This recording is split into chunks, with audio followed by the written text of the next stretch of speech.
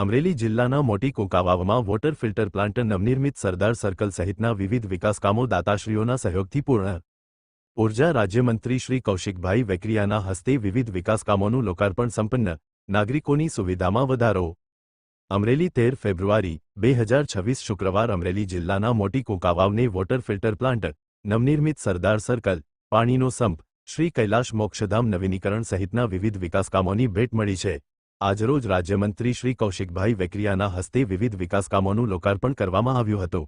મોટી કુંકાવાવ ખાતે પીવાના શુદ્ધ પાણીની સુવિધા સહિતના વિવિધ વિકાસ પ્રકલ્પો માટે દાતાશ્રીનો સહયોગ મળતા વોટર ફિલ્ટર પ્લાન્ટ બનાવવામાં આવ્યો છે. ઉપરાંત સરદાર સર્કલનું નિર્માણ પણ કરવામાં આવ્યું છે. આજરોજ કુંકાવાવ મોટી ખાતે વિવિધ વિકાસના કાર્યોના લોકાર્પણ કરવામાં આવ્યું. ખાસ કરીને ગામના સરપંચ ભાઈ શ્રી સંજયભાઈ અને સમગ્ર ટીમને અમારી હૃદયપૂર્વકની શુભકામના પાઠવું છું. જે રીતે વિકાસની હરણફાળ કુંકાવાવની અંદર જે રીતે આગળ ચાલી રહી છે, આગામી દિવસોની અંદર સરકાર દ્વારા પણ ખૂબ વિકાસના કાર્યો આ ગામની અંદર મંજૂર કરવામાં આવ્યા છે. આવી જ રીતે અવિરત પ્રમાણે વિકાસના કાર્યો થતા રહે એવી હૃદયપૂર્વકની શુભકામના પાઠવું. માતરમ, ભારત માતા કી જય.